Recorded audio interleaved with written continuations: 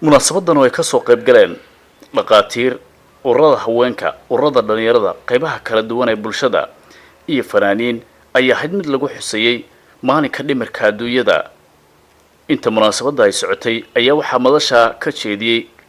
hadallo iyo khudbado kala duwan oo ku aadan sida suurtagalka ay tahay in wax loogu qabto dadka dhimir kala iyo in loo helo goobo lagu baxnaaniyo intaanay khudbadaha bilaaban ka hor ayaa madasha waxaa ku soo bandhigay kaalimo suugaaneed oo ka turjumaya sida caafimaadku muhiim u yahay isla markaana qofka sidaan oo kale marxaladaha dhimirka ay la soo gudboonaadaan wax loogu qaban lahaa waxaa halka ka jeediyay fanaaniintii iyaguna ka soo qayb galay madashii munaasabada maanta ka dhacaysay Dr. Cabdiraxmaan Xabeeb oo ka mid ah dhaqaatiirta inta badan ku hawlan arrinka dhimirka isla markaana la dhowr goobood oo lagu baxnaaniyo dadka ayaa madasha ka jeediyay khudbad uu kaga hadlayay waxqabadka xarumaha isagoo sida gaarka u maamulo ee dadka dhimir kala lagu daweeyo isagoo sidoo kalena sheegay in loo baahan yahay in la helo gurmad iyo in dadkaasi loo helo baxnaanin rasmi ah maadaama dadkaasi weli aanay helin hay'ado kafaalo qaada noloshooda iyo waliba baxnaanintooda intaba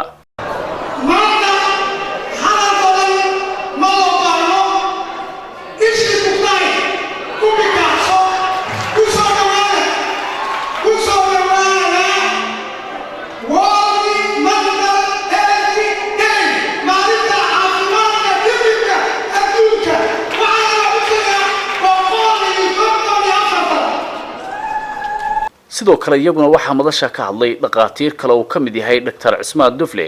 iyo waliba marti sharaf kale oo intooda badan iyaguna diiradda saarayay ahmiyadda ay leedahay sidii wax loogu qaban lahaa dadka dhimirkooda uu maqan yahay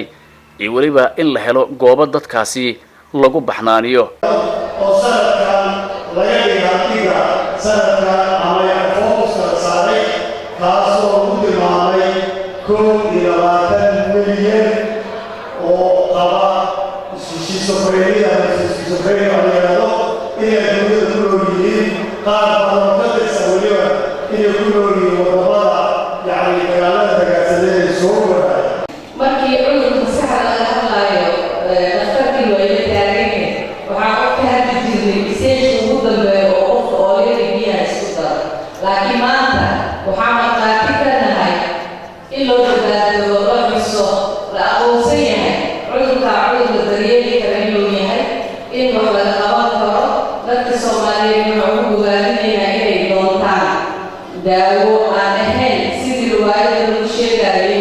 xilligan oo kale sanad walba waxaa dunida laga xusaa maalinka dhimirka adduunyada iyadoo gaar ahaan dalka Soomaaliya ay jiraan goobo si gaar ah loo leeyahay iyo kuwo maamulo ay gacanta ku hayaan kuwaasoo lagu baxnaaniyo dadkaasi balse tiyo ay jirto in ay jiraan dad iyagu aanan fursad u helin in goobaha baxnaaninta la geeyo balse meereysaraya laamiyada iyo goobaha kale ee mujtamacu ay isugu yimaadaan